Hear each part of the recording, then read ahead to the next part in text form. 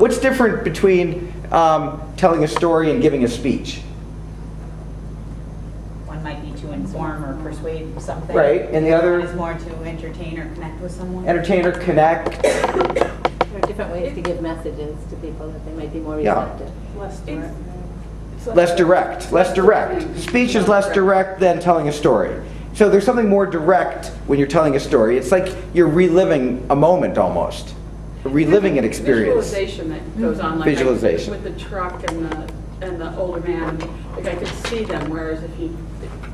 That's an important point. Now let's talk about that. So we're going to talk about what makes a good story, and I want to refer to specific things that happened when Chris and Sam spoke that actually worked. So Laura, right? Yes. Just where Laura mentioned visualization. So basically they created a picture in some way for you. A picture was created, okay? So a visual picture. What helped to create that?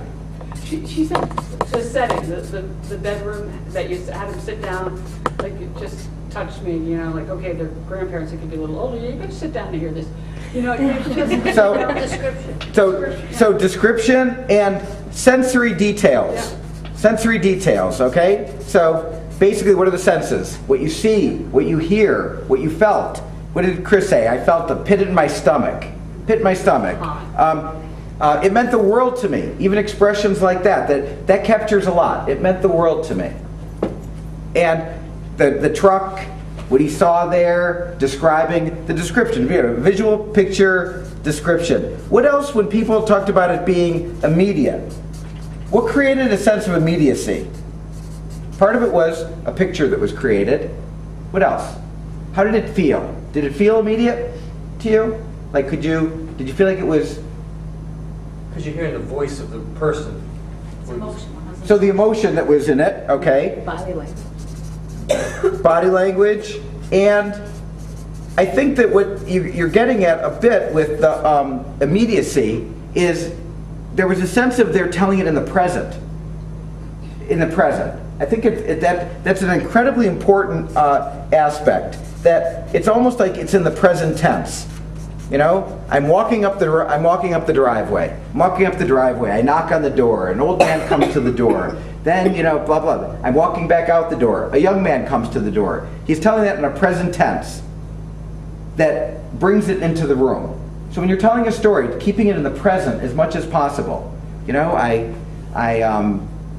came home, you know, whatever. I'm sitting in 9th grade. I'm in Brother Adrian's class, biology class. He's talking about this fleeting 15 minutes of sex education and biology. I'm sitting there thinking, you know what you're feeling right now. You like guys, and nobody's talking about it. If and when you get older, don't forget what you're feeling right now. I feel very lucky that I'm responding to what I told myself as a 9th grader back then. So I knew what I was feeling. You know, I tell it, it's in the present tense. Even though I was in 9th grade many years ago, I'm telling it as if it's happening now, and you can come be right in that lecture hall too. Okay, so the present tense. What other things? Yeah. I was just going to say, you know, when someone's telling a story, it's very obvious that it's a story. It has a beginning, kind of a climax, and an end, like the point. Right. You know, and the way that you present it. That makes the way they present it. Even in 1 minute, 2 minutes, 3 minutes, it has a structure to it. A beginning. Wait, how do you spell beginning? Beginning, middle, and an end. Sometimes that end even has, like they both did, a little bit of a takeaway. I'm telling this story because I knew what I was feeling when I was 14 years old.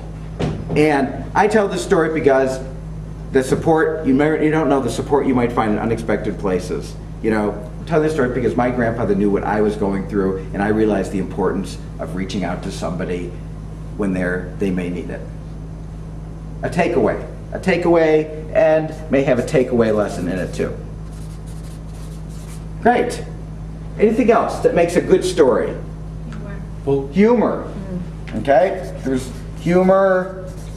The dialogue and the voices. Dialogue and voices. An important quality is in both of their stories, there were other characters. There were other people that were brought into the room. I mean, Chris did it both with, you know, language, really bringing it, but other people other than yourselves, other people, characters. So who were the characters in their stories? Papa, grandparents, grandmother, grandfather. In Chris's story, who were the other characters? A stereotypical painter. Right.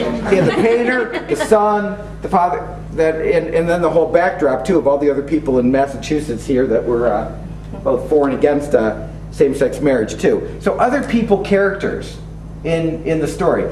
These just, here, right here, we have 5 right here. The visual picture, that the emphasis on the present, beginning, middle, and end, humor, other people, characters. And I'm going to add a classic one here that people often will say when they're doing.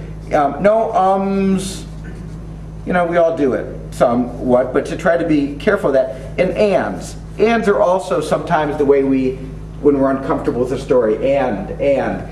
When people are, what makes for a better story, something to work on, is just making the statements and not feeling that you need to rely on those connectors in some ways. But these are just some very quick ones right here, theoretical underpinnings to what makes a good story.